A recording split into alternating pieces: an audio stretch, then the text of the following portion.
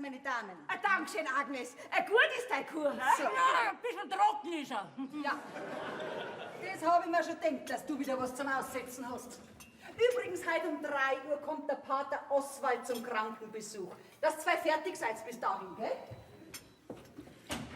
Resel, ich glaub, das passt deiner Schwiegertochter nicht so ganz, ha? Dass wir jetzt jeden Freitag unser Kaffeekranzel bei dir haben. Macht nix, mir passt da so vieles nicht. Jetzt machen wir unser Kaffeekranzel seit 30 Jahren. Mein Gott, jetzt kann ich momentan halt nicht mehr gescheit hatschen und deswegen müsst ihr zu mir kommen. Ja, die Agnes ist wieder da so umeinander, weil ich da herin in der Stube sitze und nicht drin in meiner Kammer. Aber lass dich für ja nicht unterkriegen. Aber woher denn? Kennst du mich doch?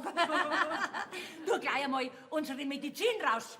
Freilich, die brauchen wir doch. Da schau, Resel, das Heimatblattl von voriger Woche habe ich da mitgebracht. Na? Und die Rätsel habe ich wie immer dir überlassen.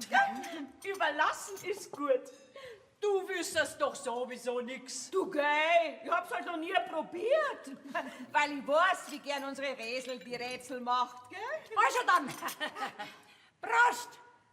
Auf unser Kaffeekranzel. Und auf Ex. Prost! Räsel, ich krieg nur 19,90 Mark von dir für den Lottoschein, den ich aufgegeben habe. Ach so, ja. Den anderen lasse ich noch beim Heimgehen vom Kramer anschauen. Ja gut, gut, dann holst du mir gleich meine Taschen aus der Kammer raus, gell? Mach ich. Gleich neben dem Nachtkastel rechts stellst. Hab schon. Da schau her, da hast du's. Wenn's auch wie immer für die Katze ist. Sag das nicht, sag das nicht. Du, ich hab das Gefühl, dass jetzt einmal richtig klingelt in der Kasse. Mei, das wär schön, gell?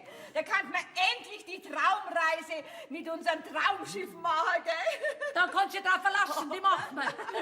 Da schau her, da hast du deine 20 Mark. Stimmt schon, gell? Dank dir schön. Ja, geh weiter, Bertha, komm's auf die Zahn. Ja. Um 3 kommt halt der Pater. Du, wie ist er denn überhaupt der neue Pater? Also, bevor er zu uns gekommen ist, war er 10 Jahre lang bei den Neger. Na, und kennt man das? Ob er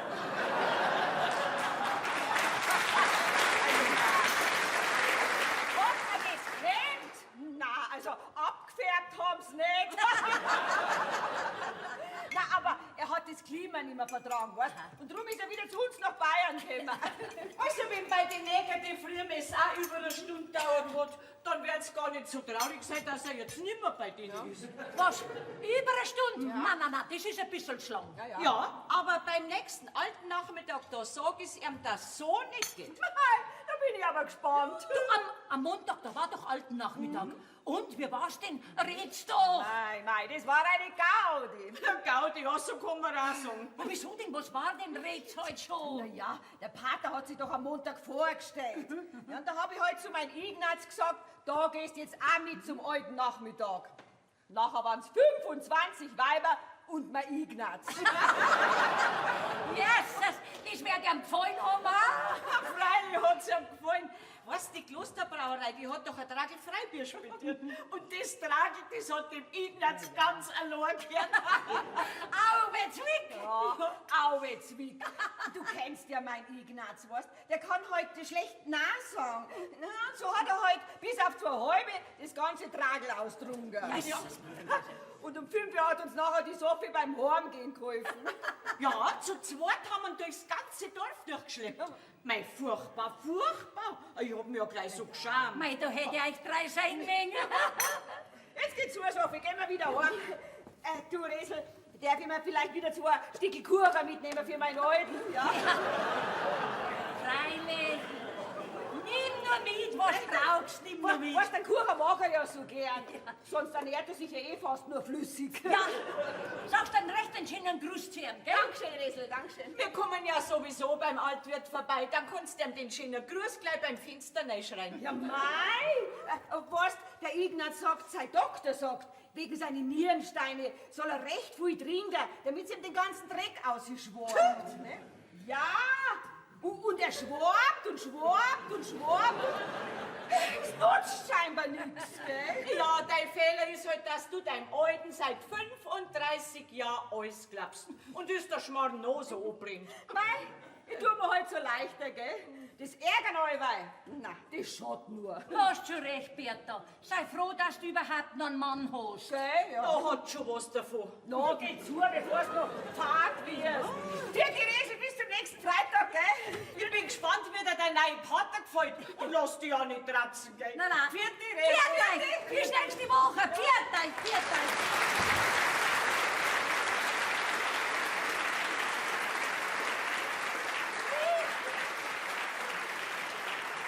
Ich werde jetzt ein bisschen duseln, dass ich dann frisch bin. Ah, sind's doch schon fort, die zwei Ratschweiber. Und wer hat wieder die ganze Arbeit? Ich, die zwiederne Schwiegertochter. Was soll es dann nicht wieder werden? Es ist doch wirklich nicht zu fassen. 3 alte Weiber verdrucken fast den ganzen Kuchen. Herein!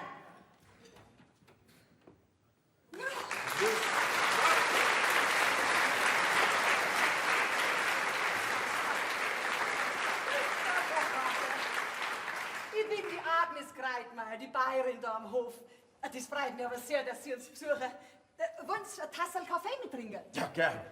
Genüsse, die mir gestattet, genieße ich sehr gern. Hey, ich bin keine kranke Oma, gell? Das ist unser Oma. Frau Theresia Kreitmeier. Grüß Gott, liebe Frau Kreitmeier. Wegen Ihnen bin ich ja hauptsächlich hergekommen. Ich besuche heute alle meine kranken Schäfchen. Das freut mich, dass Sie so ein alter Schaf wie mich auch noch besuchen, gell? Aber so nehmen Sie doch Platz. Ja. Agnes, du kleinst du hier. So, bitteschön, Herr Dankeschön. Agnes, und ich möchte gerne einen Kamillentee. Was ist? Einen Kamillentee. Du hast doch jetzt gerade einen Kaffee getrunken. Ja, aber jetzt möchte ich nur einen Kamillentee. Du möchtest mich bloß schikanieren. Na, aber nur einen Kamillentee. Ja! Ach, da schon Kamillentee. Bring eine kleine frische Tasse, Herr Pater, gell? Meine Schwiegertochter kann manchmal eine richtige Bissgurren sein. Ich bin mir ganz sicher, sie meint es nicht so. Herr Pater, wie gefällt es Ihnen jetzt bei uns in Mooshausen, ha? Nun, ich bin sehr viel in der Welt herumgereist und bin froh, jetzt im Kloster sesshaft zu sein.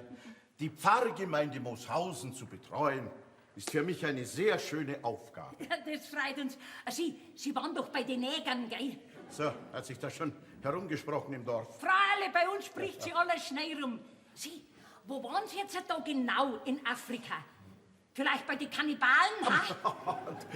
Da würde ich ja nicht hier sitzen. Höchstens als abgenagtes Skelett. Ja, da haben Sie auch wieder recht. Dann waren Sie vielleicht bei den Hottentotten? Nein, da auch nicht. Ich war in Tansania, in einem Dorf am Fuße des Kilimanjaro. Höchster Berg Afrikas. Sie, das weiß ich. Ich tue nämlich sehr viel Rätseln. So, sehr schön. Das hält den Geist frisch. Ja, das kann man wohl sagen. Bin leider nie dazu gekommen. Ja, das denken wir schon. Wie? Nein, Mann, das lässt sich denken, wo Sie doch mitten im Busch waren. Ja, Sie sagen es so. Hätte ich beinahe vergessen.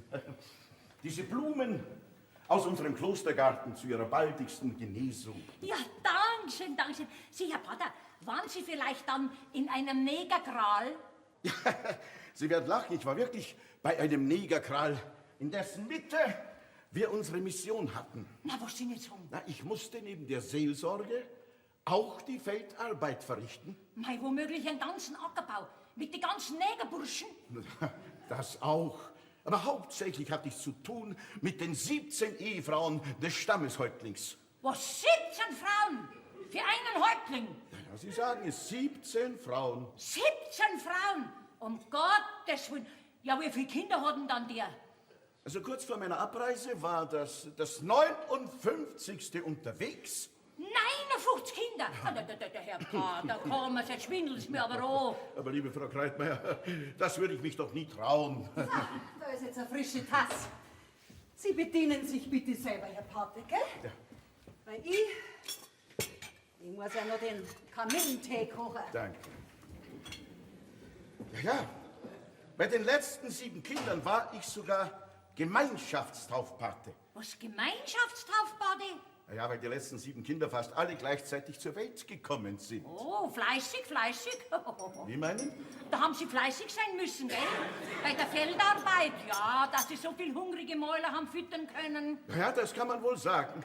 Aber mit gutem Willen und Vertrauen auf Gott lässt sich jede Lebenslage meistern. Ja, ich sehe schon, wir verstehen uns.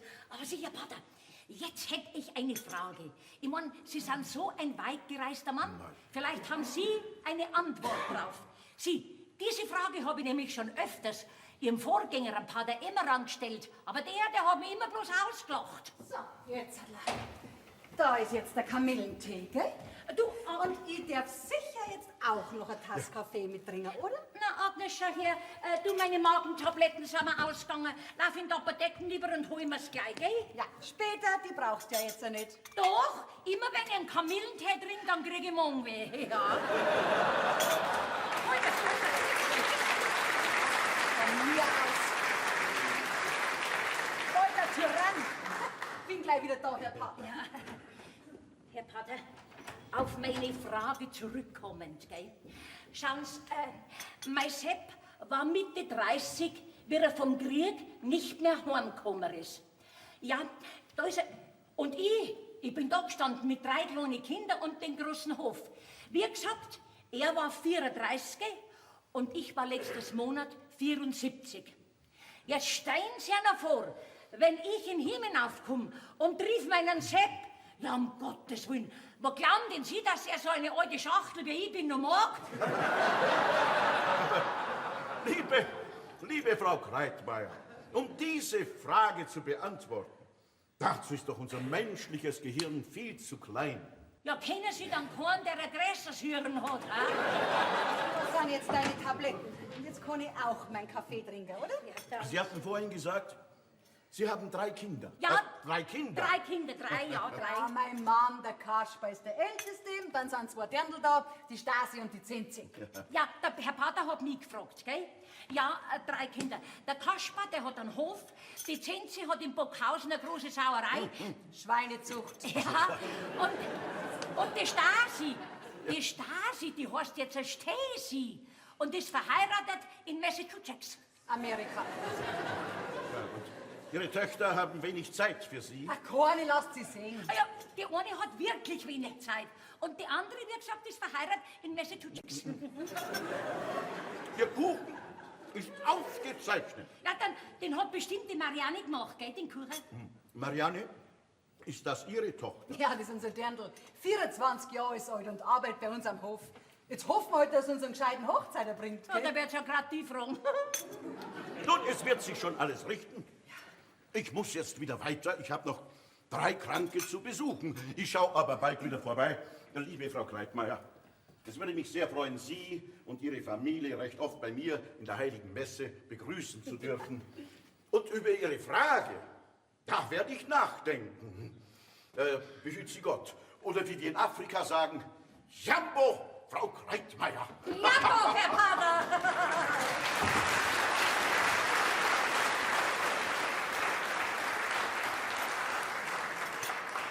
Ein ganz ein netter Mensch, der Herr Pater, gell? Ich mein zwar ein Preis, aber trotzdem ganz nett. Ja, da sind wir ausnahmsweise mal der gleichen Meinung.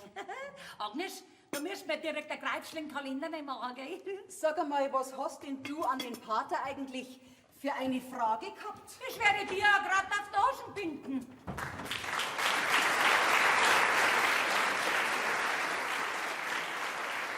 Streit's ihr schon wieder? Na, ich kann nichts dafür. Rutscht's mir doch einen Bogen runter. Alle miteinander. Du Oma, heute kommt mein Rupert. Drück mir die Daumen, dass Mama und der Papa gut aufgelegt sind. Madel, da bin ich schon gespannt. Herein. Grüß euch, Glorias Grüßen! Na, grüß dich. dich, Xaver. Grüß dich. Ja, sag einmal, was tust denn du mit deinen neuen Luftpumpen bei uns herin? Bei uns wird da doch nichts gestohlen. Oh, sag das nicht. Seitdem ich mein neues Dienstbike hab. Was hast du? Ja, mein neues Dienstfahrradl vom Typ DP83 römisch 2 haben da schon 3 Mal meine Luftpumpen gerammt, gell? Du, ich trau doch mehr. Ja, da hast recht, weil das ist wirklich schlecht. Nein, das hätte es früher bei uns überhaupt nicht gegeben. Ja, das glaube ich schon. Weil es da noch keine Fahrradl gegeben hat. Nein, Leandl, für dich habe ich heute leider keinen Liebesbrief dabei. Das weiß ich schon, weil nämlich mein Rupert heute selber kommt. Okay, ja, das habe ich mir gedacht, dass das Schmusen mit dem Briefpapier nicht lang lustig ist. Also was ist, wann kann man diesen glücklichen Preisen dann einmal sehen? Woher weißt denn du, dass mein Rupert der Preis ist? Ja, weil ich halt lesen kann. Und wenn einer schon Rupert Parsowitz heißt und aus Kassel kommt, dann kombiniere ich sofort auf Norddeutscher. Oder besser gesagt, auf Preis. Okay, also tust doch nicht so tratzen, wenn du schon siehst, wie verliebt das ist. Und dann ist doch wurscht, ob Preis oder nicht. Du, ich hätte vielleicht meinen Sepp Bamming, auch wenn er ein Preis gewesen war. Ja. Siehst du, Zauber, von der Liebe verstehst du nichts. Oder warum hast du nie geheiratet? Ja, weil mir immer sagt, lieber allein als ein Leben lang die Verkehrte. Du hast recht, das muss ich mir merken. Halt mal. Ich habe noch eine Preisfrage an euch. Ja, was? Kennt ihr Postbote ohne O-Song? Briefträger.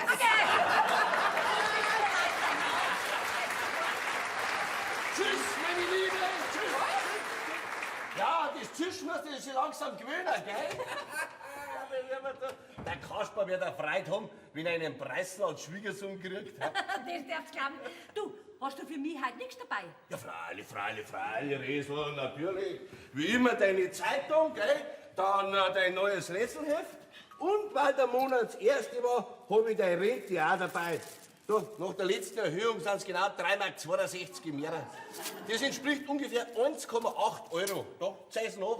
Na, brauche ich nicht, ich vertraue dir. Ja. Was sagst du, 1,8 Euro? Ja.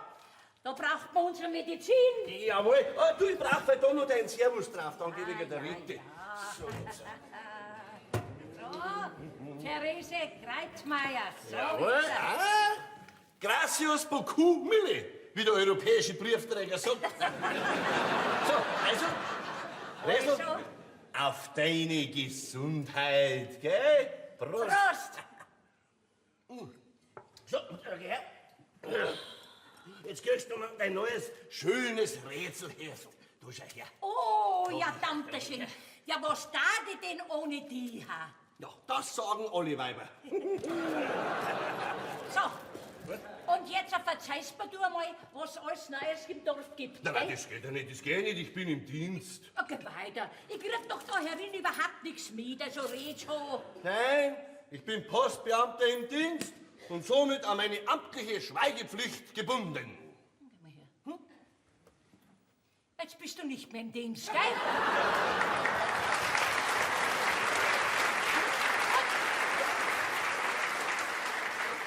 Und jetzt redst du.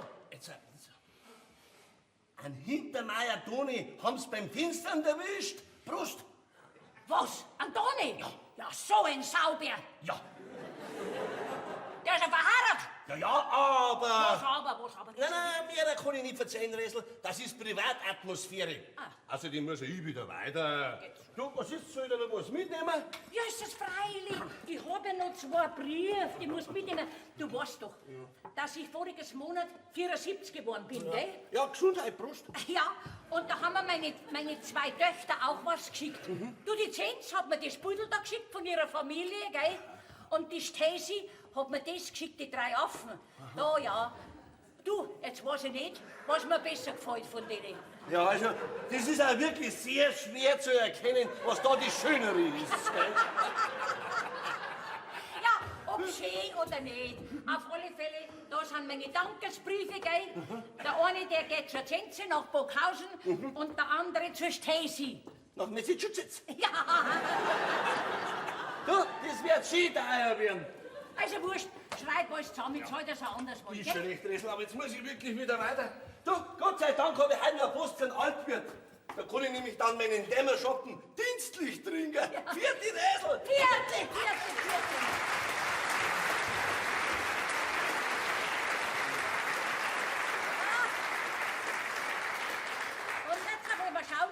wissen wollen von mir? Was? Erster deutscher Bundeskanzler? Oh, einfach Adenauer. Und was heißt das? Byzantinischer Feldherr. Byzan? Ah, so gut.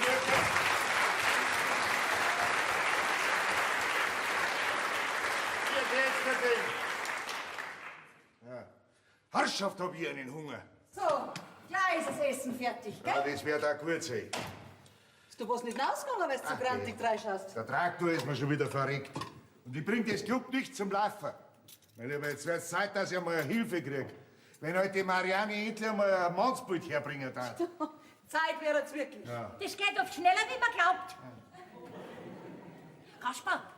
Kaspar, kennst du einen byzantinischen Feldherrn? Woher soll ich den kennen? Ich war nie im Krieg. Setz dich hin, dann können wir essen. Was gibt's denn heute? Brennsuppen. Ein Brennsuppen? Na, die mag ich nicht. Aber ich mag eine Brennsuppen. So, jetzt.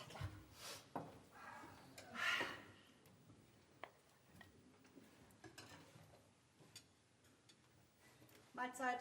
Wo ist das Madel? Weißt denn die nicht, wann mir Abend ist? Ich habe ja schon gefrüht, die kommt gleich. Hat die Brennsuppen die Marianne gemacht? Nein, die hab ich gemacht. Ach so, drum schwimmen da so Batzel umeinander. Das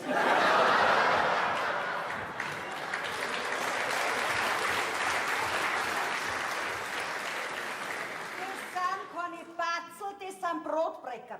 Ach so. Ein Brennsuppen kann doch wirklich nichts gescheit sein. Sonst darf es ja nicht heißen, der ist auf der Brennsuppen dahergeschwommen. Was bin ich? Auf der Brennsuppen dahergeschwommen. Kasper, das brauche ich mir nicht gefallen lassen. Ruhe ist jetzt. Nur zwei da übereinander. Das ist mir ja mein Traktor nur lieber, wenn er auch nicht geht. Es wird so ein Streit hinter da. Mama, Papa, seid ihr gerade nicht gut aufgelegt, oder? Was bist denn du so auftakelt, ha? Gehst du noch fort? Jetzt geht's auf, hat der Spatz gesagt, wenn die Katze die Treppen aufgedrungen hat. Also, ich sag's jetzt gleich, wie es ist. Ich hab einen Hochzeiter und er heißt Rupert. Er kommt jetzt dann und holt mich zum Tanzen ab. Was, Rupert? Na, vielleicht geht er Zeiner, Berti. Na, Nein, das wird der Haberruppi wird sein. Von Bergham, oder? na, er ist von weiter weg. Ihr kennt's ihn nicht. So. Und was arbeitet dein Hochzeiter? Er studiert noch. Was? Ein Student? Ja, das darf man gerade noch abgehen. Das sag ich dir gleich, Madel, gell? Der kommt nicht in Frage. So einen können wir nicht brauchen. Ihr habt ja bloß Angst, dass der gescheiter sein kann, dass wir ihr zwei miteinander.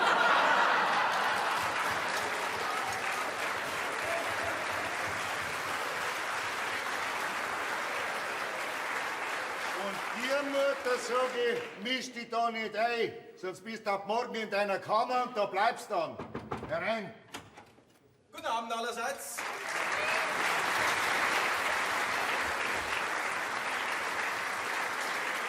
Schatz, die roten Rosen sind für dich. Dankeschön. Mama, Papa, das ist mein Rupert. Gestatten Sie, dass ich mich vorstelle. Rupert Parsowitz Kassel. Kassel? Ein Preis. Und Sie sind also die liebe Oma.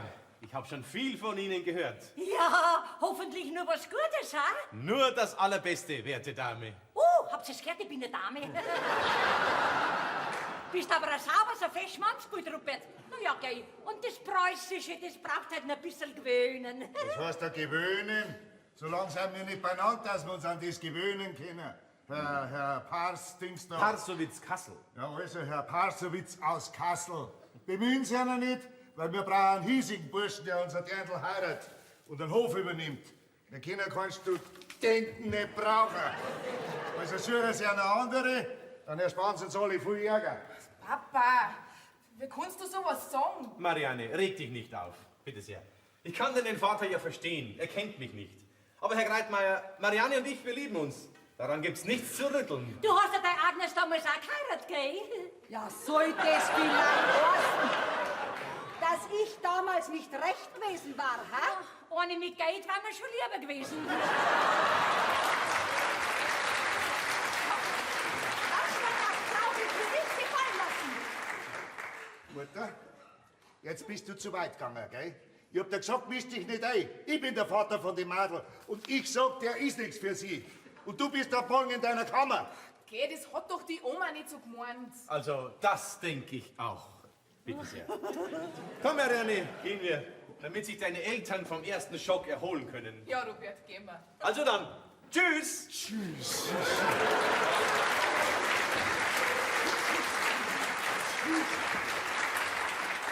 Ja, geht's nur zu, ihr zwei.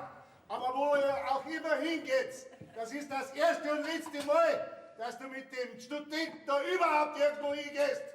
Merkt ihr das? Ich bin der Chef da herin.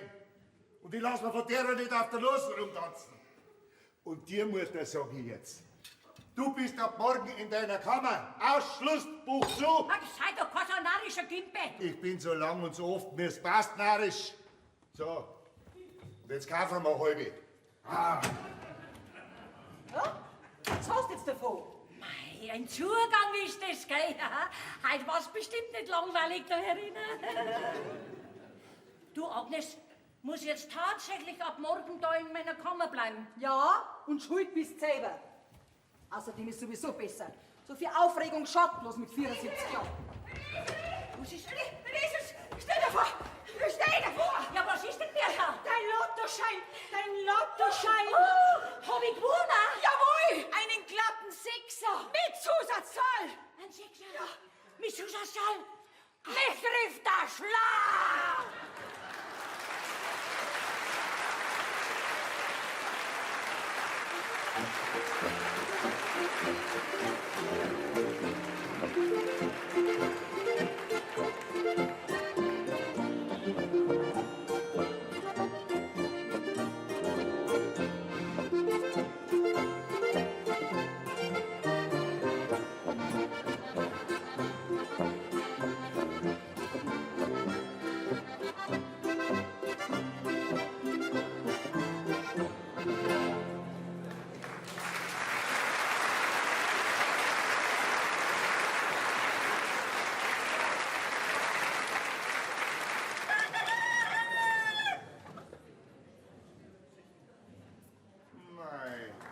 Schau, wie selig, da schlaft unsere Millionenoma.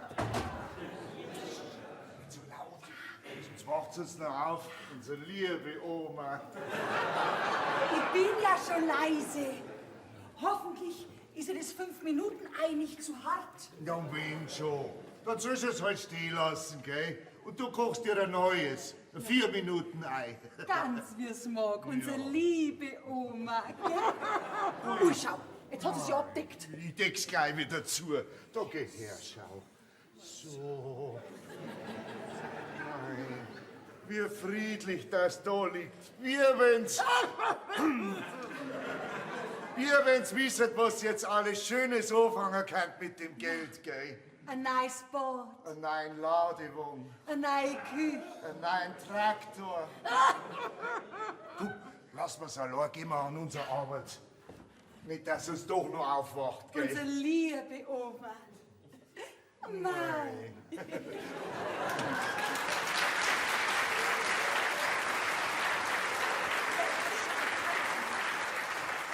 Jetzt war ich auf einmal die liebe Oma.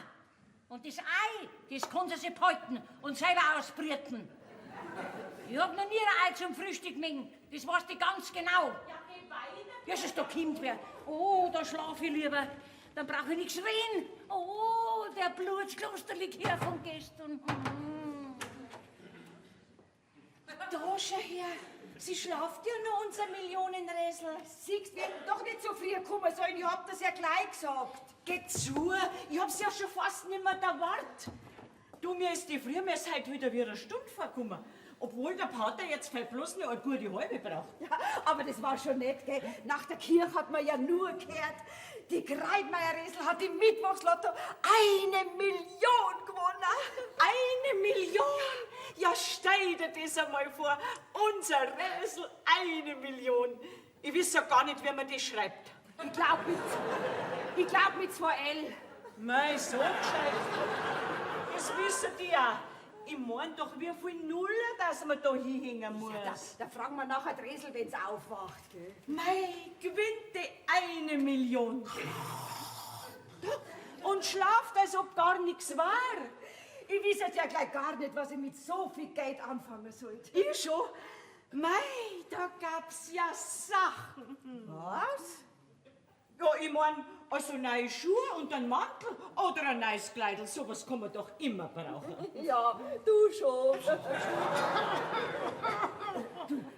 Sophie, gehen wir wieder schauen, unser Glückskind schlaft ja noch so gut. Und es kann dauern, bis er aufwacht.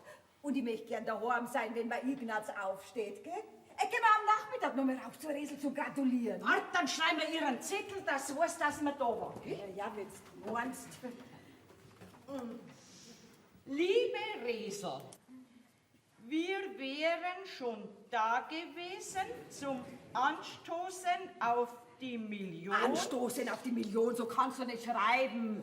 Wenn schon, dann schreib gratulieren. Gratulieren, aber du schläfst ja noch.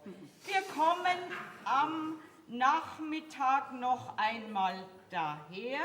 Daher. Wir kommen am Nachmittag noch einmal vorbei. Vorbei zum Café. Ja. Deine Bertha und deine Base Sophie. Base? Wieso denn Base? Seit wann bist denn du mit der Resel verwandt? Was? Das weißt du noch gar nicht. Ja, mein Mann selig und der Resel ihr selbstselig, die zwei stammen vom Gerstlinger ab. Die zwei sind Geschwisterkind. Also sind die Resel und ich so quasi Basen. Geschwisterkind, dass ich nicht lache. Also, du warst bei der sauberen Base. Ich glaub grad, du spekulierst auf einen neuen Mantel.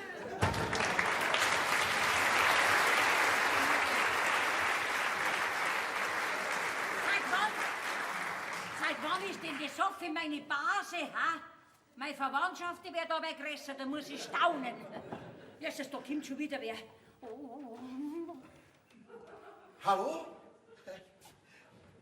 Ja, guten Morgen. Die Frau Kreitmeier schläft noch. Bin ich also doch zu früh? Naja, dann werde ich halt im Stall nachsehen, ob da jemand ist. Ja, was wollt denn der Herr Pater bei mir da schon heute haben? Herr Pater, was wollen denn Sie schon aller früh bei uns? Ja, ich wollte zu Ihrer Millionenoma. Ich wollte ihr gratulieren. Ich wollte halt bei den Ersten dabei sein. Woher wissen denn Sie, dass unsere Oma eine Million gewonnen hat? Ja, der Meister hat es mir nach der Frühmesse erzählt. So, naja, Sie sehen ja, sie schlaft noch. Sie hat gestern den Gewinn ein bisschen gefeiert. Mit Klosterlikör. Ja, sie schläft noch. Das ist sehr schade. Ich wollte nämlich mit ihr reden. So? Ja, über was denn? Naja, ich habe ja gedacht, die alte Dame hat plötzlich so viel Geld, nicht? Vielleicht weiß sie gar nicht, was sie damit anstellen soll. Da wird ihr ja hoffentlich was Gescheites einfallen. Naja, deshalb wollte ich ja mit ihr reden. Ich hätte da einen Vorschlag zu machen. So. Naja, dann werde ich halt am Abend noch einmal vorbeikommen, um mit der Gewinnerin selbst über die Sache zu reden. Es muss ja nicht gleich die ganze Million sein. Ach, nee. Ja, grüß Gott. Lass mich weg.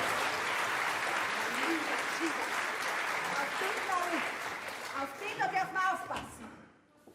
So was, das hätte ich doch jetzt beinahe vergessen. Ja, so. Dankeschön, Herr Pater. Frau Kreitmeier, Sie sind wach. Ich wollte Sie wirklich nicht wecken. Macht nix. Jambo, Herr Pater. Jambo, Frau Kreitmeier. Was treibt Sie denn in aller Früh schon zu mir her? Hm? Ja, ich wollte Ihnen zu Ihrem Gewinn gratulieren. Ich wollte halt bei den Ersten sein. Ja, das freut mich aber. Und dieses kleine Präsent von meinen Mitbrüdern, das soll ich Ihnen überreichen. Ja, das ist aber schön. Dankeschön. Ja. Also nehmen Sie den Platz. Tja, ich bin so frei. Ja, und nur um mir zu gratulieren. Da stehen Sie so früh auf. Naja, um ganz ehrlich zu sein, Ja, seien Sie mal ehrlich. Hm?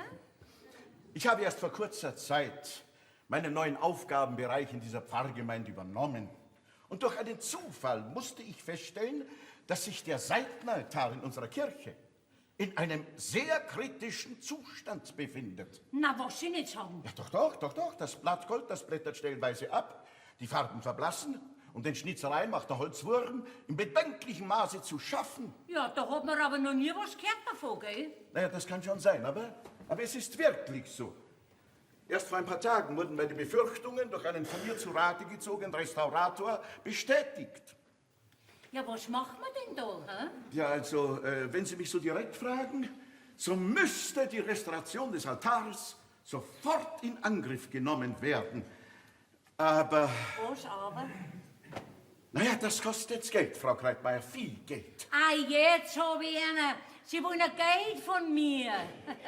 Naja, ich möchte nicht unverschämt erscheinen, aber da Sie doch jetzt im Lotto gewonnen haben. Freilich kriegen Sie eins von mir.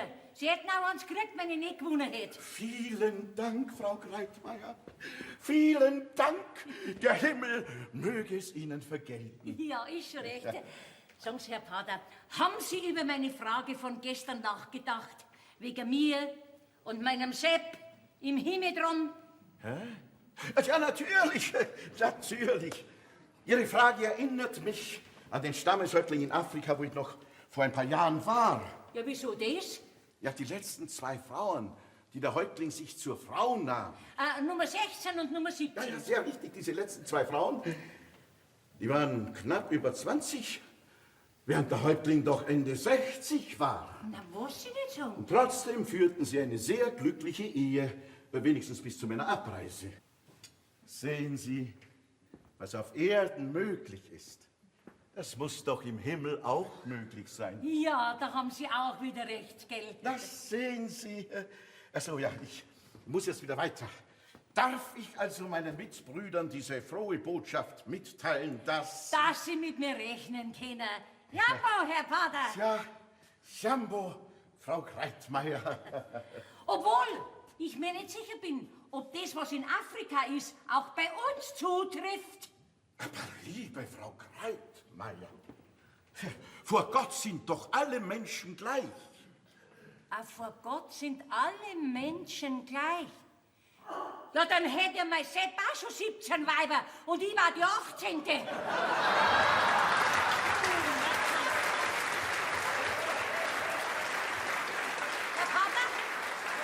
Pater, das muss ich mit Ihnen noch genau bereden, Ja. gell? Gehen Sie her. Jetzt helfen Sie mir so. Aber wird das denn nicht so viel für Sie? Ah, woher denn? Ein bisschen gehen schaut mir nix. Und dann geht's mir ja schon viel besser, gell? Und dann, bei der Gelegenheit, da kann ich mir gleich Ihren Altar anschauen, gell? Tja, wie Sie meinen, Frau Kreitmeier.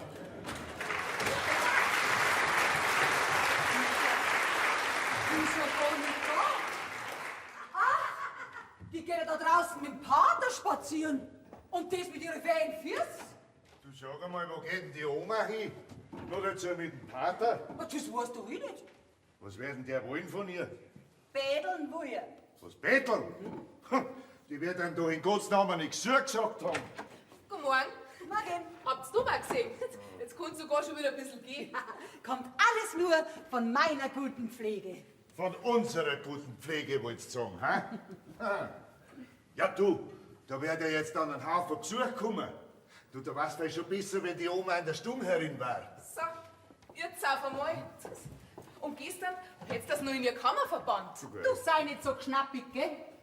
Wann bist du überhaupt heimgekommen? Ich hab dich gar nicht mehr gehört. Ja, ich hab nur den Postbote heimbringen müssen.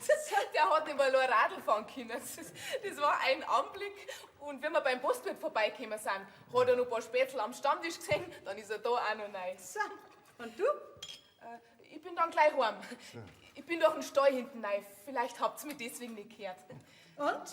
Wie war's nachher beim Tanzen? Schön war's. So, hoffentlich habt ihr dann gleich Abschied gefeiert, du und der Studentin. So leicht wie du dir das vorstellst, wird das nicht werden, Vater. Das werden wir dann schon sehen. Jetzt streit's doch nicht schon wieder. Wir werden schon den richtigen finden für uns. Ja, ich meine natürlich für dich, Marianne. Nein, Grüß euch miteinander.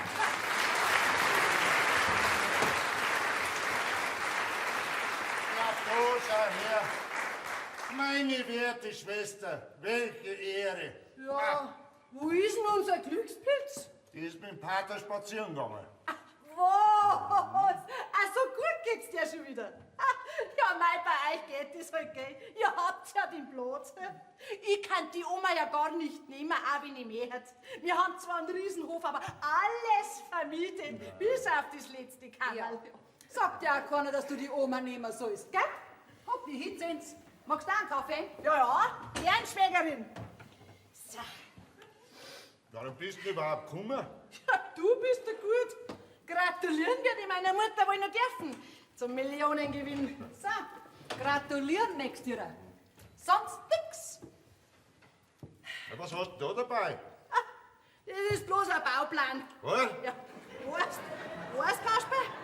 Ich möchte nicht haben, dass sich die Oma unnötig einen Kopf drüber zerbricht, was mit dem vielen Geld da sollte. Ja. Nicht, dass der Vito Kopf kriegt. Ein Bauplan? Ja, für was denn? Ja, für einen kleinen Anbau. Macht's mal. Ja. Jetzt her. Unten die jungen Fackeln und oben die alte Oma. Ein Abpappmann mit Nasstelle kriegt's, ja. Und ein paar Ferienwohnungen, die haben wir noch nicht. Also den Plan, den lasse ich jetzt gleich schon mal da. Aber was ich noch fragen wollte, Ja. sonst ist schon alles in Ordnung mit der Oma. Warum? Nein, ich frage nur. Mit 74, da kann ja auch mal was kommen. Ja, alles in Ordnung, bis auf ihre Füße halt. Ja, ich frage deswegen, weil ich von der Oma einen Brief gekriegt habe und da habe ich mich gewundert. Der letzten Monat, da war doch der Oma ihr Geburtstag. Ja, ich habe ja leider nicht kommen können, weil wir Schlachtag gehabt haben. Also habe ich der Oma mit der Post ein Geburtstagsgeschenk geschickt. Eine wunderbare Fotografie. Ja. Ich, mein Mann und der Bub, hinter mir der Hof, den Querbau mit unserem Saustall, den hat man auch so schick gesehen. Da schaut's her. Da ist ja das Beutel. Also, ja, und jetzt hat mir die Oma den Brief da geschickt. Aha. Soll ich den euch vorlesen? Ja, da bin ich aber jetzt gespannt. Liebe Tochter, danke für dein wunderschönes Präsent. Ich habe mich sakrisch gefreut. Jetzt kommt's.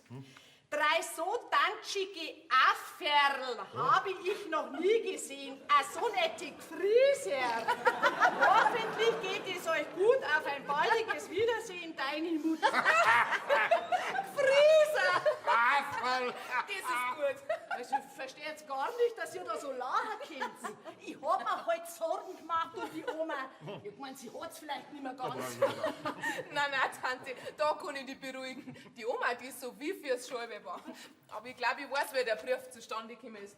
Und die Tante Stasi aus Amerika hat zu der Oma ihren Geburtstag auch ein Geschenk geschickt. Da, die 3 Affen sind von der Tante Stasi. Und ich glaube, dass die Oma die Brief verwechselt hat. Ja, wir verwechselt?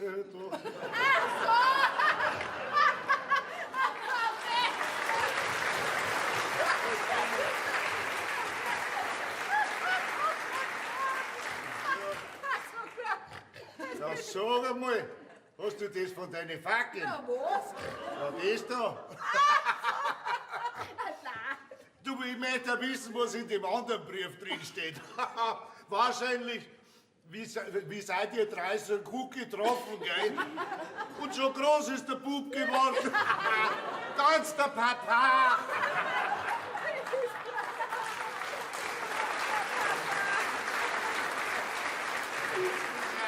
Ich sag der Oma, sie wird der Tante Stasi gleich nochmal einen Brief schicken. Nicht, dass die beleidigt ist. Du, Marianne, wie schaut's denn bei dir mit dem Heiraten aus? Was ist? Hast du einen Hochzeiter? Ja, ich hab einen Hochzeiter. Nix hat's.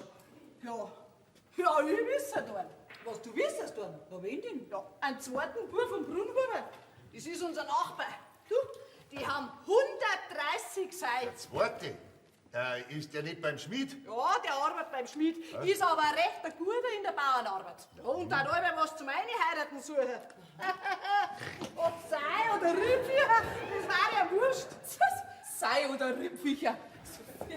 Und mich fragt wieder keiner. Ja, anschauen können wir uns doch einmal, oder? Freilich, wann können wir uns denn anschauen? Ja, ich muss beim Heimweg sowieso beim Schmied vorbei, wegen dem Hof von unserer Bläs. Ja, Habt ihr das Ros immer noch, hä? Mein Gott, 200 Sei und ein Ros. Der arme Heiter. Ich brauch das Ros, sonst können wir in unserem Fremdenverkehrsprospekt nicht mehr Reiterhof reinschreiben.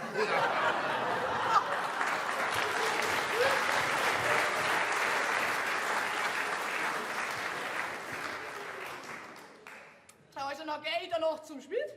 Und dann sag ich zum Franzi, er soll mal vorbeikommen, bei, gell? Ja, am besten gleich heute noch. Ja, gut, dann geh ich gleich. Und schicke Herrn Franzi. Also nachher, vielen Dank. Ja, vierte. Mei, oh mei, oh mei.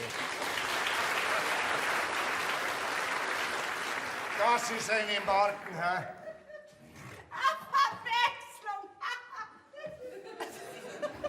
Also, mich wundert's ja, dass die beim Ros nicht auch noch gewiehert hat. Also, sag einmal. Du, da kommt ja einiges auf uns zu. Da wär ich gestern gar nicht dran denkt, wer da alles was haben möchte von dem Batzen Geld, nicht?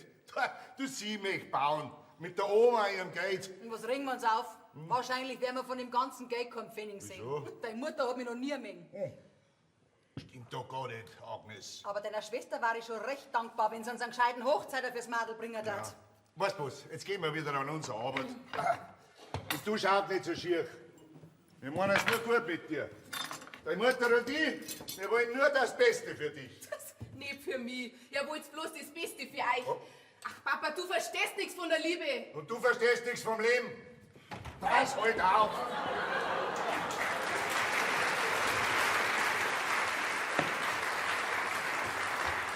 Und ich lasse meinen Rupert nicht ausreden. Sprichst du von mir? Ja, Rupert, was tust denn du da? Ich hab gemeint, du fährst heim, bis sich die Lage beruhigt hat. Da hast du falsch gedacht. Es wird alles in Ordnung gebracht mit deinen Eltern und mit uns zwei. Moment, ich komm rein. Mit uns zwei? Hallo, Marianne. Grüß dich.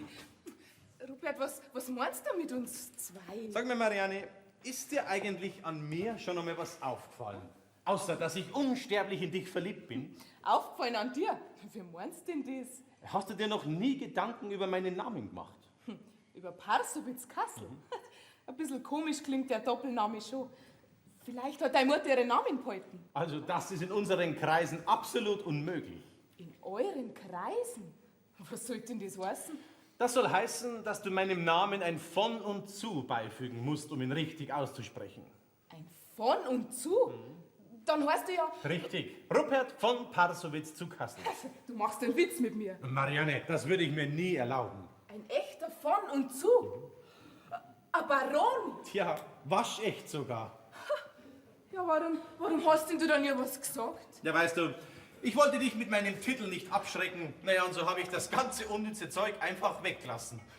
Also du bist mir vielleicht einer. Um Gottes Willen. Was denn? Dann bist du ja ein adliger Student. Da wird der Vater nie ja sagen. Wird er schon. Wir den. Ja, ich werde ihm einfach sagen, dass ich mein Landwirtschaftsstudium bald abgeschlossen habe und so schnell wie möglich auf einem Hof arbeiten möchte. Ein Student auf seinem Hof. Du kennst deinen Vater aber schlecht. Studenterl haben doch von der Landwirtschaft keine Ahnung. Tja, dann schaut's wirklich schlecht um uns aus. Sehr sogar. Tja, da muss ich ihm halt sagen, dass in unserer Familie die Landwirtschaft schon seit dem 17. Jahrhundert Tradition hat und mein Vater selbst ein Gut mit 290 Hektar hat. Ich aber leider nicht die Leitung übernehmen kann, da ich nur der Zweitgeborene bin. Was? Ja, und außerdem bin ich kein Preis, sondern meine Familie lebt seit Generationen in der Nähe von Ingolstadt. Ja, ist es wirklich wahr? Ja, natürlich. Ja, glaubst du jetzt, dass wir Chancen haben? Mein Rupert, dir glaub ich jetzt alles. Na, siehst du.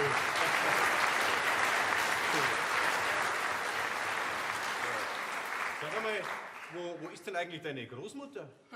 Die ist mit dem neuen Pater spazieren gegangen. Was, spazieren? Ich hab gedacht, sie ist so schlecht zu Fuß. Ja, scheinbar nimmer. Sie war vorhin schon nicht da, wenn meine gespielerte Tante da war. Was für eine gespielerte Tante. Weißt du was, Robert?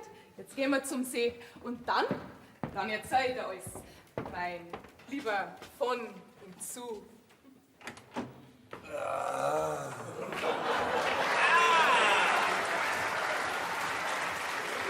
Parsowitz aus Kassel nehme ich an. Ja?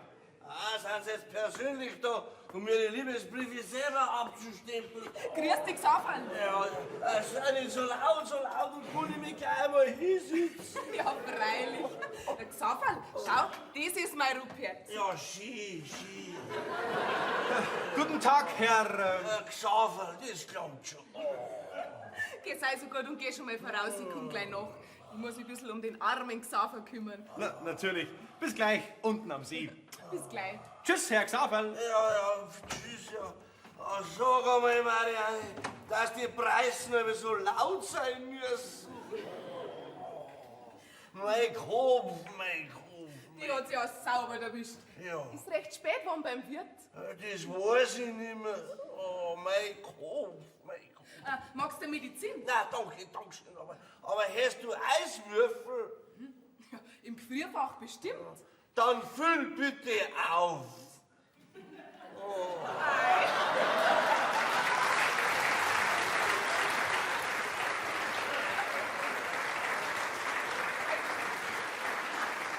geht's aber wirklich schlecht. Ja, noch viel schlimmer kann's dann gar nicht mehr gehen. Ich fühl mich wie der Bagel Kunsthonig in der Sonne. Das wird schon wieder Xaverl. Schau, du hast ja so einen schönen Beruf. Was sagst du? Schau, jetzt wenn du rauskommst an die frische Luft, dann wird er bestimmt gleich besser. Bei der schönen Sonne draußen. Ne? Ja, danke schön. Aber von wegen schöner Sonne, gell? Also diesen Tag, den kann ich nur völlig abgedunkelt überstehen, gell? Xaver, hast du eine Post für uns dabei? Ja, da. Such das selber raus. Geh, das geht doch nicht wegen einem Briefgeheimnis. In Katastrophenzeiten dürfen auch Laien den Postdienst verüben, gell? Und heute ist ja so ein Katastrophentag, das ist ein nie enden wollender, gell? Also gut, es ist eh nur die Zeitung. Ja, das ist mir wurscht. Mein Kopf. Ja, so ein Kopf muss schlimm sein, gell? Ja, noch viel schlimmer. Aber weißt du, was am allerschlimmsten ist? Was denn? Dass wir jetzt mein Radl gestohlen haben. Okay. Meinst du das wirklich? Ja, freilich. Wie ich gestern vom Wirt raus bin und heim wollte, war mein Radl nicht mehr da. Das Einzige, was ich jetzt noch hab, ist mein Luftballon.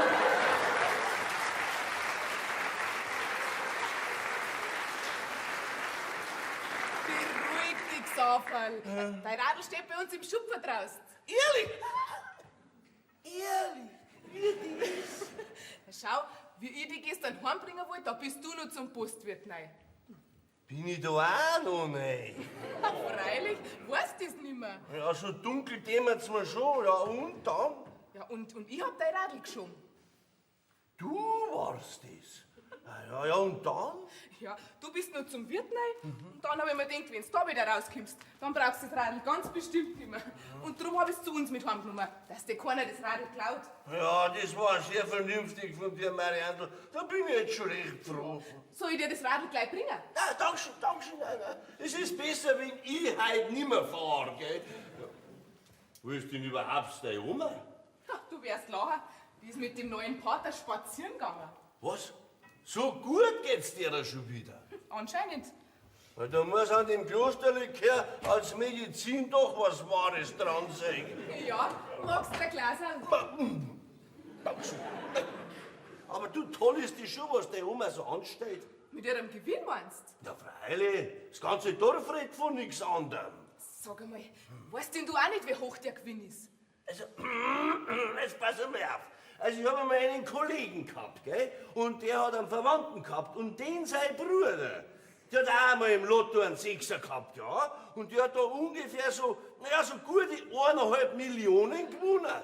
Und so viel muss das bei deiner Oma auch sein. So viel? Ja, so viel. Aber ich muss jetzt wieder weiter mit pressiert sein. gell? Xaverl. Hä? Was ist denn? Xaverl. Ach so, ja, danke schön. Xaverl. Was ist denn? Ah ja, mein Dankeschön. Du, mein Radl hol ich dann am Rückweg ab, gell? Weil das nützt mir jetzt sowieso nichts. Für die Marianne. Für dich, Xaverl.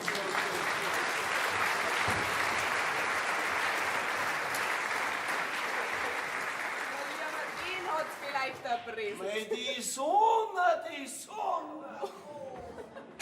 Franzi, jetzt geh noch einer da. So, da war.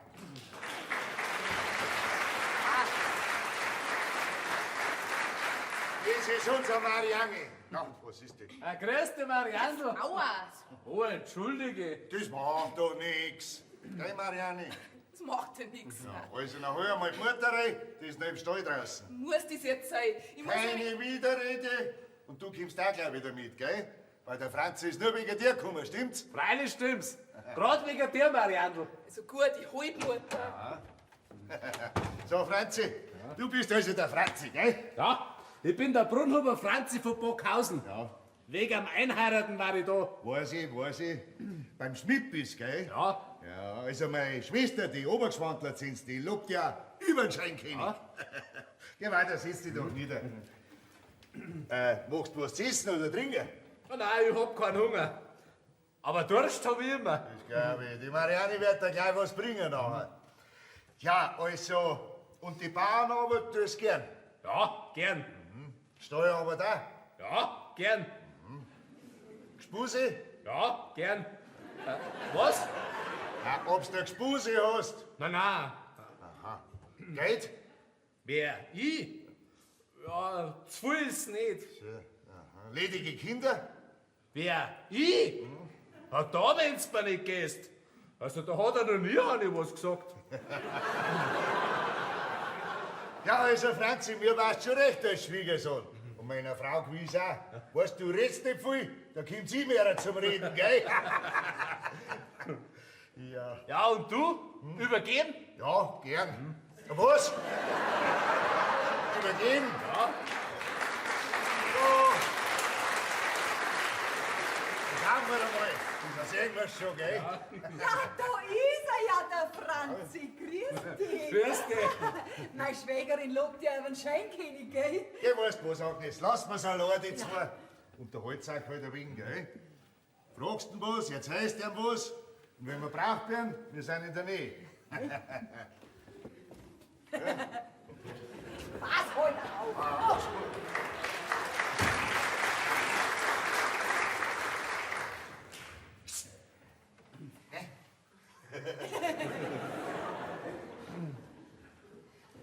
Magst du was trinken? Ja, ein Bier war nicht schlecht. Ich hol dir eine halbe. Also fürs Auge war's was. Jetzt muss ich bloß nur schauen, ob's mir die Arbeit auch hint hat. Jetzt dein Bier, gell? So, schau her. Jetzt hast du mir ungeschickt von mir. Kannst du nicht aufpassen? Das passiert mir so oft. Ich bring dir gleich noch ein Bier, gell? Oh mei, das schöne Bier. Jetzt zum Wohl, gell? Du, aber mach das lieber selber auf, sonst zwick ich mir wieder die Finger ein. Weißt, immer wenn ich was arbeite, dann tue ich mir weh. Mei, wie jetzt ausschaut. Ja, so kann ich doch nirgends hingehen. Mei, Franzi, das tut mir ja so leid. Aber warte, das haben wir gleich. Ich tue dir die Hosen trocken bügeln. Was tust? Ja, ziehst du gleich aus, Kim? Wer? Ja. Ich? Meine Hosen ausziehen? Was spinnst du? Jetzt sag, sei mir wieder so. Geh mal, Hosen wieder ausziehen? dann halt nicht. Sag einmal, Franzi, hast du kein Madel, das du gern hast, ha? So ein fescher Bursch wie du? Wer? Ich? Warum? Ah, ich grad. Ob du schon mal verliebt warst? Ich weiß nicht recht. Ja, und du nachher? Ja, zweimal bin ich schon beinahe verliebt gewesen. Warum beinahe? Zweimal bin ich schon versprochen gewesen. Einmal mit Meier Hartl von Stockmoos und das Jahr drauf mit dem Huberhans von Geigling. Ja, und warum ist da nichts draus geworden? Du, das ist jetzt mal so saublöd gelaufen. Also bei Meier Hartl, da hab ich ja gar nichts dafür können.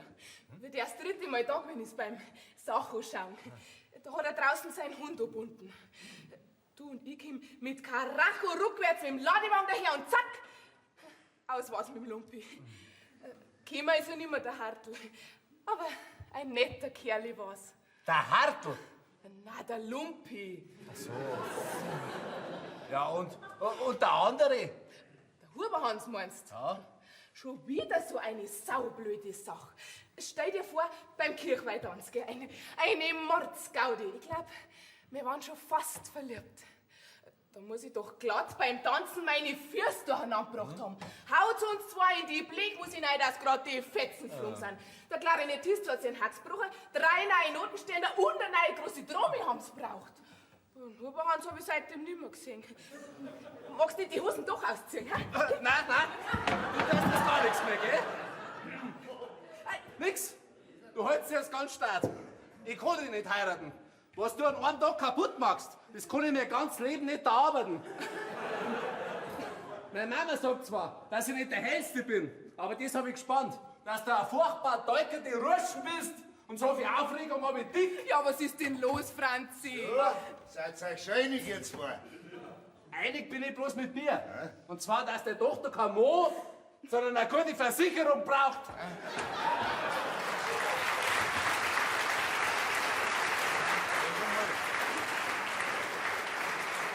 Was hast du gemacht mit dem armen Kerl? Ich habe ihm bloß gesagt, dass ich nicht die richtige für ihn bin. Und weil er nicht der Schnellste ist, habe ich ein bisschen übertrieben, dass es gleich kapiert. Du hast das selber gehört, Vater, der Bruno über Franzi mag mich nicht heiraten. Ja, wo ist er denn hin, der Franzi? Den hat deine Tochter in die Flucht geschlagen. Was? Geschlagen hast du den? Schmarrn. Da schaut einmal an, wie es da ausschaut überall. Wahrscheinlich hat er so gesponnen, dass selbst dem zu viel geworden ist. Ich mag bloß meinen Rupert und da werdet ihr mich nicht davor abbringen. Der kommt nicht in Frage. So, warum kommt er nicht in Frage? Du hast ihn nicht einmal gefragt, was er studiert. Und wenn ich meinen Rupert nicht krieg, dann geht zum Pater Oswald. Ins Kloster. Sag dir mal was.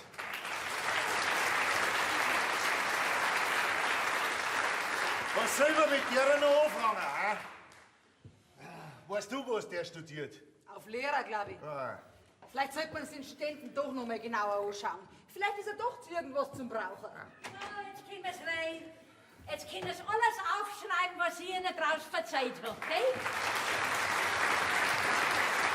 Gestatten Emmerich Schindler vom Stadtanzeiger. Grüß Gott. Ist gut, und was wollen Sie da? Ah, der Herr Schindler, der möchte eine Story über mich schreiben, stimmt's? Ja, natürlich. Stellen Sie sich das einmal vor. Alte Oma. Entschuldigung. Oma aus armseligen Bauernhof. Entschuldigung. Oma aus kleinem Bauernhof wird von Schwiegertochter schikaniert. Entschuldigung, ich sage nur das, was mir die Frau Greipmeier erzählt hat. Ja, jetzt kommen Sie her zu mir, Herr Schmierfink. Schindler. Emmerich Schindler. Ja, also wenn Sie das im Cafu machen wollen, dann fangen Sie jetzt gleich mit Ihrer Fragerei an, gell?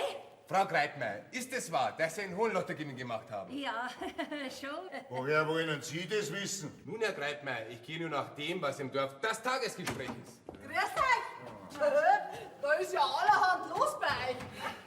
Das ist die Zenz, meine Tochter. Zenz, das ist der Herr Schindler, ein Reporter.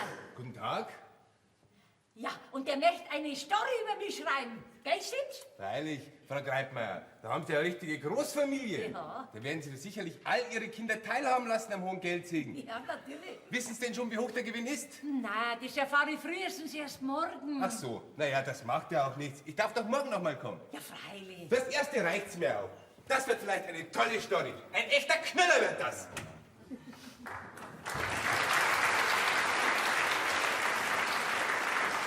Ja, und was willst du schon wieder? Nein, ich wollte fragen, ob der Franzi schon da war. Ja, der war schon da. Und dann wollte ich fragen, ob die Oma den Plan schon angeschaut hat. Ja, was denn für ein Plan? Was ist, Mama? Magst du nicht zu uns ziehen, hä? In einen Saustall. Nein, du, wir bauen ja aus. Extra für dich. Nur, dass dir gut geht, gell? Soll das vielleicht heißen, dass der Oma bei uns nicht gut geht? Also, wenn ich ehrlich sein soll, Red dich nur aus, Schwesterherz. ja, bei euch wird die Oma ja so richtig links liegen lassen. Was? Ja, schaut sie's doch nur an. Ganz krank schaut schon aus, gell? Weil keiner auf sie aufpasst. Also, das nimmst du jetzt sofort zurück. Aber Kinder. Nein, bei uns ist das ganz anders. Ja. Ich wollte die Oma schon lang zu uns nehmen, dass ihr richtig gut geht, gell? Aber ihr spekuliert ja nur auf das viele Geld. Ja, du falsche Schlange, du möchtest ja bloß dein Saustall vergrößern. Ja, und ihr, Herrn Hof? Aber Kinder! Die Oma, wenn zu dir kommt, Die Oma, wie bei euch bleibt dann. Ruhig! Und dass ihr's wisst, ich hab überhaupt nichts gewonnen. Gar nichts. Was sagst du da? Nichts gewonnen? Nein, nichts gewonnen. Ja, wie das?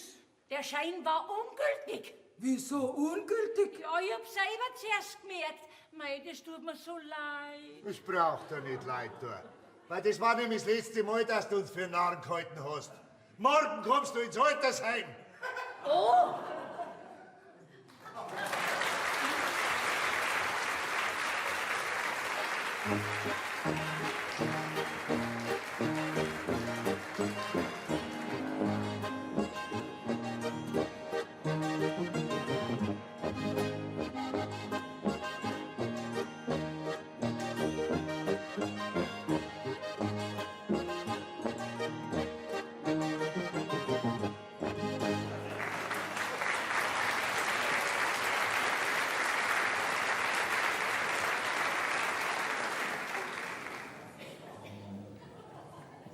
Ja, Mutter, jetzt geh her, trink wenigstens einen Kaffee.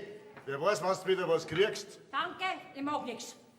Du, gell, du brauchst gar nicht bocken. Du bist selber schuld, dass es so gekommen ist. Jetzt hör halt auf, Kasper. Nein, da höre ich nicht auf. Papa, Das ist ja wahr auch. Jetzt kannst du dann im Altersheim ihre komischen Spassettel machen.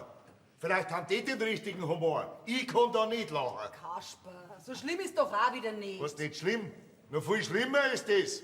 Du, da meint man war alle Sorgen auf einen Schlag los, man kann sich noch ein paar Wünsche erfüllen, nicht? Und dann sagt sie, die Oma, dass alles bloß ein Spaß gewesen ist. Nein, das hab ich nicht gesagt. nein, das hat's wirklich nicht gesagt. Ja, ich weiß schon, dass ihr leid tut, hat's gesagt. Und dass wir die Blamierten sind, das weiß ich auch. Aber Bub, Nix! Richtig zusammen, um 12 Uhr fahren wir. Ich bin beim Traktor. Oma, wie hat denn das auch passieren können? was denn? Und dass du den Lottoschein ausgefüllt hast, dass er ungültig ist. Das hab ich doch nicht mit Absicht gemacht. Mei, ich hab mich halt verschrieben.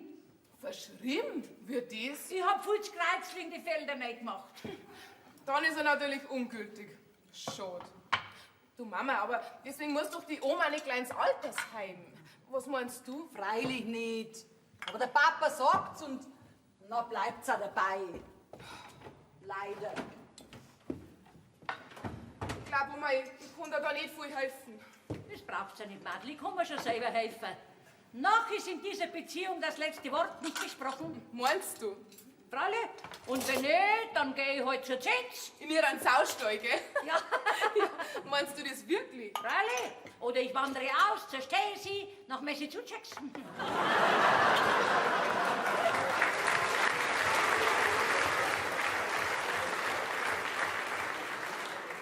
Ach, Oma. Es tut mir leid, dass so gekommen ist. Madel, schau, das braucht er nicht leid tun. Ich hab einen Weltkrieg überstanden, wie kann so schnell nichts erschüttern. Schau, leid tut's mir nur, dass ich dir nicht mehr groß helfen kann mit deinem Studenten. Geh, Oma, das brauchst du ja gar nicht. Wieso nicht? Oma, du wirst es nicht glauben. Trara, die Post ist da. Ja, grüß dich, Saufberg. Grüß euch, schon wir zwei Hüpfen. Grüß dich, Sauferl. Du, Oma, das mit meinem Rupert, das soll ja da selber erzählen. Du, da haut's dich vom Hocker. Ja, das ist ja gut, dass ich in das Altersheim komme, gell? Da hab ich dann mehr Ruhe und keine solche Aufregungen, die mich gleich vom Hocker hauen. Was, Altersheim? Ja, das verzeih ich dir gleich. Also dann, bis später, Oma. Um 12 Uhr fahrt ihr, du und der Papa. Ja, um 12 Uhr, Madel. Gut, dann hol ich schnell meinen Rupert. Meine Oma, da wirst du schauen, vielleicht wird doch noch alles gut. Ganz bestimmt, Madel. Vierte. Vierte, Oma. Was, Altersheim? 12 Uhr Abfahrt? Was soll denn das heißen? Das heißt, dass mein Herr Sohn beschlossen hat, mich ins Altersheim zu stecken. Weil es dir da besser gehen soll. Na, dass er seine Ruhe hat von mir, meint er. Da meint er. Aber so, wie er sich das denkt, geht er das nie. Das weißt du schon, Xavier. Ja, also genau wissen tue ich noch nichts, aber Dinge können mir einiges. Auf alle Fälle brauche ich keine Angst haben um die. Hä? Aber woher denn? Du sag, hast was dabei für mich. Ja, freilich, Resel. Die Zeitung, da schau einmal her, da schau einmal her. Da, Bitteschön. Ja, sauber, sage ich. Oma macht super Gewinn. Sauber. Ja, das hat er gut geschrieben, der Herr Schindler. Ja, Oma denkt daran, den gesamten Ort aufzukaufen. Okay, so ein Schmarrn. Wieso den Schmarrn? Das kannst du leicht leisten bei deinem Gewinn. Ja, so gute 1,5 Millionen ist dein Sechser leicht wert. Ist das wahr? Ja, freilich. Ja, sauber, sage ich. Ja, und trotzdem kann das nicht, auch wenn ich möchte. Wieso? Weil mein Schein nichts wert ist. Was sagst du? Ich hab zu viel Kreuzl und kreuzelt. Ah, das darf doch nicht wahr sein. Doch, Xaver, das ist wahr. Ja, verrückt. Da wird's also nichts mit einer Traumschiffsreise. Ja, und das ist auch der Grund, dass ich ins Altersheim gesteckt werde. Na, jetzt verstehe ich das. Das hat er nicht verkraftet, der Kasper, gell? Ja, aber das wird er aushalten müssen. Du sag einmal, kommst du bei der Sophie und bei der Bertha noch vorbei? Na, freilich. Die zwei sind doch meine Endstation. Dann sei so gut und bringst denen den Brief. Magst du das für mich? Freilich, Resel, für dich tue ich doch alles. Für dich steht übrigens auch was drinnen. Ja, da bin ich schon neugierig drauf. So, aber jetzt muss ich wirklich weiter. Also, Resel, fertig, gell? Und Kopf hoch! Und Brust heraus. Servus, Xaver. Fertig, Resel, fertig! Ah! Jambo, Herr Pater, Jambo! Wie? Ach so, ja, Jambo. Grüß Gott, Frau Kreitmeier. Sie brauchen gar Also, nicht. gell, für dich ist es für dich. Liebe Frau Kreitmeier. Sie brauchen gar nichts sagen. Ich weiß genau, warum Sie zu mir gekommen sind. So? Ja, Ja, wenn Sie mich so direkt fragen, dann... ja, Sie sind zu mir gekommen, weil Sie mich fragen wollen wegen meinem ungültigen Lottoschein. Ja, dann muss ich Ihre Frage mit einem Ja beantworten. Und weil ich das gewusst hab, dass Sie heute zu mir gekommen wären und mich das fragen werden, darum kann ich Ihnen nur sagen... Fertig, Mutter. Ah, da ist er her. Der Herr Pater ist auch da, grüß ihn, gut? Ja, grüß Gott, Herr Kreitmeier. Ich bin nur gekommen, Um zu fragen, ob das stimmt mit der Pleite. Jawohl, das stimmt. Alle miteinander hat uns zum Narren gehalten. Das ganze Dorf lacht über uns. Aber Bauer, Nix, ich will nichts mehr hören. Also ich verstehe nicht ganz. komm, Sie brauchen Ihnen gar nichts denken. Er, der Kasper, kann's nicht verkraften, dass ich nichts gewonnen hab. Ja, weil er jetzt keinen neuen Traktor kriegt, gell? Und seine Frau, die Agnes, kriegt keine neue Küche. Wie? Ja, genau so ist es. Und Sie kriegen keinen neuen Altar. So einfach ist es. Also dann stimmt das also doch, Frau Kreitmeier. Ja, ich möchte Ja, du Ihnen... brauchst jetzt gar keine Ansprache mehr halten. Schau lieber, dass du fertig wirst, wir fahren bald. Seit in der Früh um 8 Uhr bin ich fertig. Ich warte nur auf die. Was ist denn hier los? Ich kenne mich überhaupt nicht mehr aus. Da gibt's auch nichts zum Auskommen. Die Oma kommt in ein Altersheim. Passt da? Ja, ins Altersheim, gell? Seniorenaltersheim. So ist es. Waldfrieden. Ja, da kannst du dann mit den anderen Senioren spazieren gehen. Im Wald. Und hab für euch meinen Frieden. Daher der Name Waldfrieden. Herrlich, herrlich. Waldfrieden, Seniorenheim, kein Altar. Das ist ja entsetzlich. Das muss ich sofort meinem Abt erzählen. Sie entschuldigen mich schon. Ja, auf Wiedersehen. Sag mal, hat das jetzt sein müssen? Dass du den Pater so angeschrien hast? Was heißt da angeschrien? Ich hab ihm nur gesagt, wie die Aktien stehen bei uns. Ja, seine und deine, gell? Mir kann doch das wurscht sein. Der Traktor geht wieder, der tut's noch eine Zeit lang. Ja, und dann wird mir schon was einfallen. Entweder es leitet nein oder ich verkaufe alles und wandert aus. So steh sie, nach Massachusetts. Bei dem wird er Freude haben. Aber weiter, Kasper, so schlimm kann's auch nicht sein, dass du nicht einmal einen neuen Traktor leisten Geh, kannst. Mutter, was weißt denn du? Du sitzt doch seit Monaten da herin, das Kreuzworträtseln und uns alle sekieren. Was aus dem Hof wird, das interessiert doch die schon lange nicht mehr. Nein, das ist nicht wahr. Natürlich ist es wahr. Sonst hättest du das schon lange merken müssen, dass das heute nicht mehr so ist wie früher. Dass heute von einem Hof keine Knecht und Mägd mehr leben können, sondern nur ein Bauer und seine Frau vielleicht. Ach, was verzeih ich denn dir das? Die juckt ja das so nicht. Die weiß schon immer, wo ich das Geld für den neuen Kanal herbringen soll. Warum kommt der heuer? Heuer gewiss hat der Bürgermeister beim Wirt verzeiht. Ja, und auf wie viel kommt dann die ganze Gaudi? Um die 23.000 Mark. Oh, mir legst du am Arsch. Ja, das haben wir auch.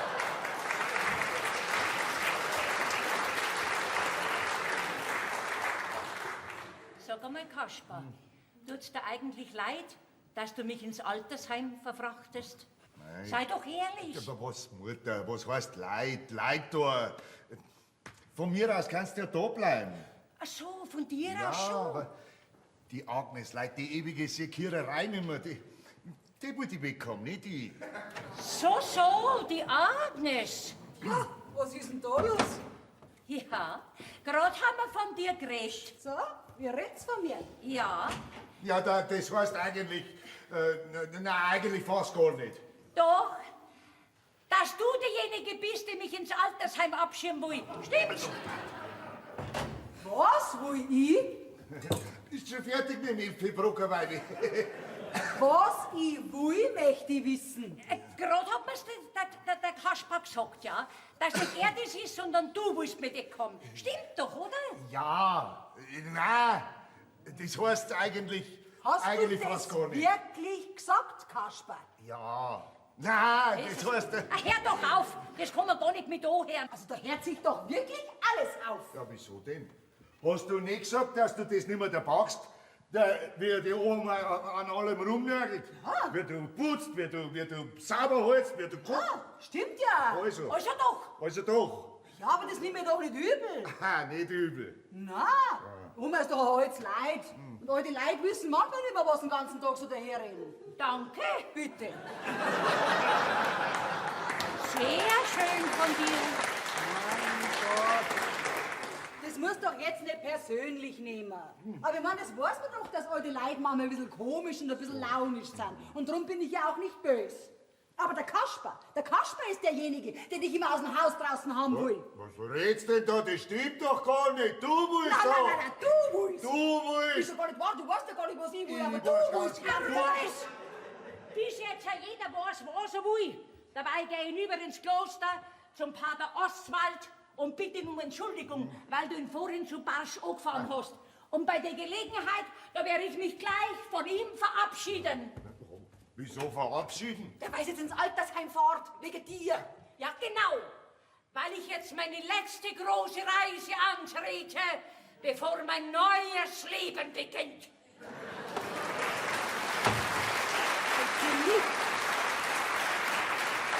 Ich dir nie, dass du gesagt hast, dass ich diejenige bin, die Oma raussekriert aus dem Haus. Mir Ein verzeihen. bisschen was Wahres ist schon dran. Musst doch zugeben. Gar nichts gebe ich zu. Aber du bist immer Was derjenige, bin der... ich? Was denn? Was? Ich bin derjenige, der da. Du, halt einmal. Was ist denn? Hast du das gehört, was die Oma da gerade gesagt hat? Ja, dass sie jetzt zum Pater geht, zum Verabschieden, weil... Weil? Ja, weil es heute ins Altersheim fährt. Nein, weil ich jetzt meine letzte große Reise antrete, bevor mein neues Leben beginnt. Ja? Du wärst doch nicht klein.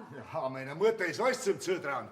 Erst sehen, die geht jetzt zum Pater Oswald rüber, entschuldigt sie für meine Grobheiten von vorhin und dann bringt sie um.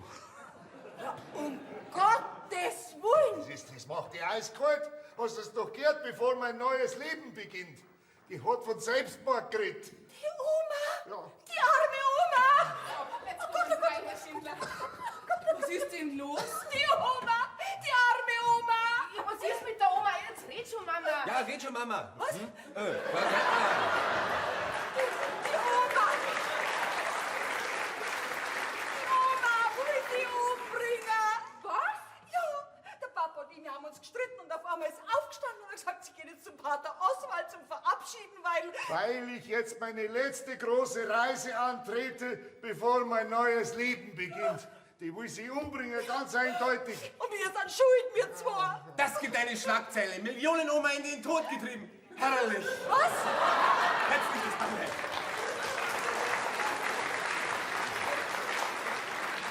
Pass auf, Papa. Wir zwei schauen, dass wir die Oma finden. Ich lauf zum Kloster und du saust zum Seen und zu unserem Platz halt. Du weißt schon. Natürlich, dort beim großen Felsen. Genau da. Das ist nämlich der beste Platz für einen Selbstmord. Die Oma! Die arme Oma! Ja, jetzt hör noch grad wieder auf. Es wird schon nicht so weit kommen. Meinst, gerade vorhin hast du gesagt, der ist alles zum Zutrauen. Ja, aber das war doch nicht so gemeint. Hoffentlich hast du recht, Kasper. Mein, sekieren darfst mich von in der Früh bis auf die Nacht, wenn's nur wieder kommt. Ja, erst sehen, Agnes, Die sitzt bestimmt irgendwo unter einem Hollerbusch und lacht sich halber tot, weil wir fast umkommen aus Sorge um sie. Hoffentlich hast recht, Kasper. Grüß euch. Was ist denn da los? Nix. Aber unsere Oma ist verschwunden. Was, verschwunden? Das ist gut. Jetzt wollte ich mich gerade von ihr verabschieden, weil du jetzt ins Altersheim zirkt. Ja, zu uns kann sie jetzt nicht mehr kommen, indem dass wir nicht ausbauen können, weil die Oma den Schein ungültig ausgefüllt hat. Leider. Ja, gut. Na geh ich halt wieder, wenn die Oma nicht da ist. Sagt ihr heute einen schönen Gruß von mir für ihr neues Leben, gell? Die Oma! Die Oma! Was ist denn? Die Oma möchte sie umbringen. Geh hör auf. Hat's das gesagt? Nein, aber sowas Ähnliches. Ja, warum geht's dann heute noch in ein Altersheim? Meine Schwester, glaubst du das? Du passt wirklich zu deiner Sei. Also im Kloster war's, aber nur kurz. Ja, und dann hat sie gesagt, ich soll Ihnen doch nicht böse sein, Herr Greitmeier. Und dann ging sie. Ja, wohin denn? Ich weiß es nicht. Die Oma! Die Oma! Ja, vielleicht ist es Fuß ins Altersheim. 45 Kilometer, du spinnst doch. Und ihr Gepäck ist auch noch da. Also, am See ist niemand. Und im See drin? Nein, auch nicht. Die Oma! Ja, Die arme Oma! aber liebe Frau Greitmeier, beruhigen Sie sich doch. Ihre Schwiegermutter ist doch eine vernünftige Frau. Vernünftige Frau, dass sie nicht lacht. Herein. Grüß Gott.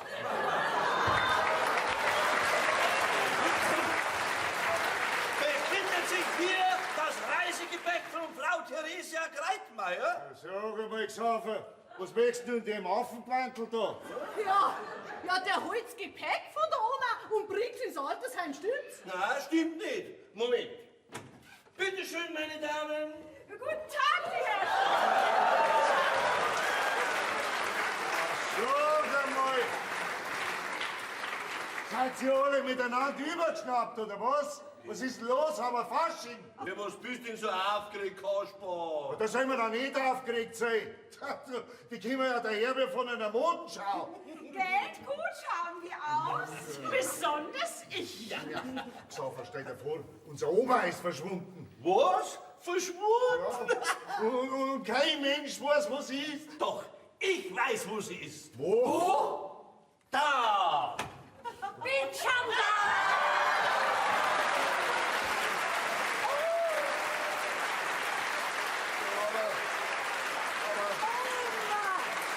Gott sei Dank.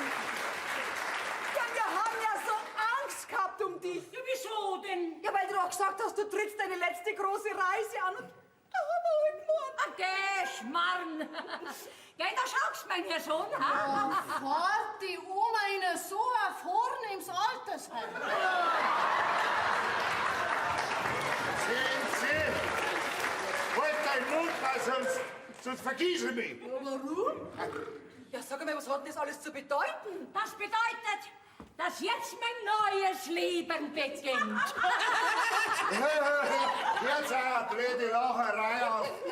Und wieso hast du diese blöde Uniform da? Die hat er an, weil ich einen Reisebegleiter brauche. Und das ist der Xaver. Jawohl, wir haben jetzt extra 4 Wochen Urlaub genommen, damit ich mit dir ins See stechen kann. Ahoi! In See stecken. Was heißt jetzt das schon wieder? Ja, weil wir für eine große Schiffsreise machen und die Theresa zahlt alles.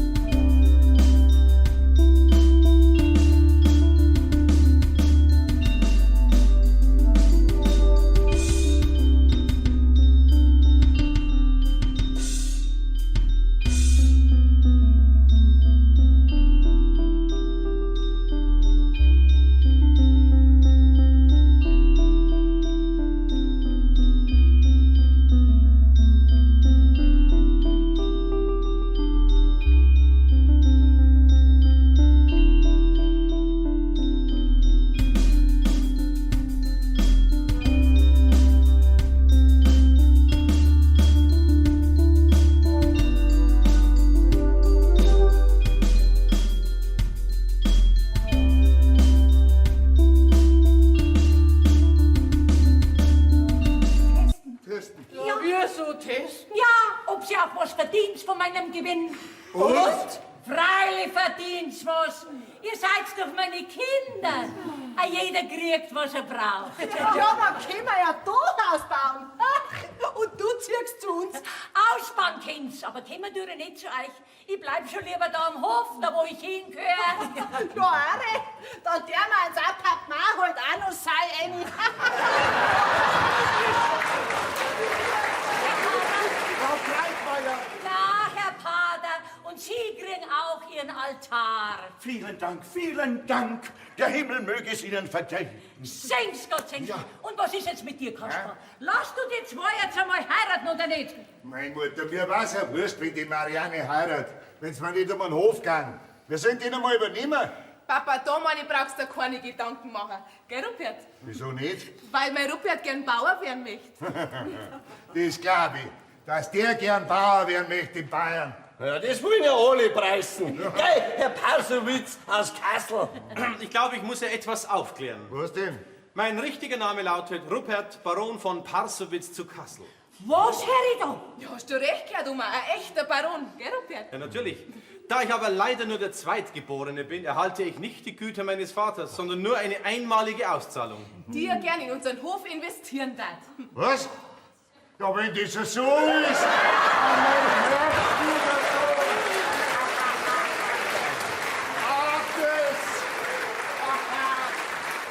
Hast du das gehört?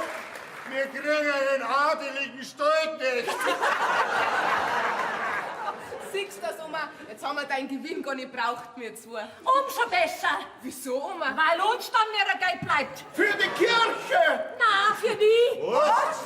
und für meine Kinder. Unsere Millionen, Oma.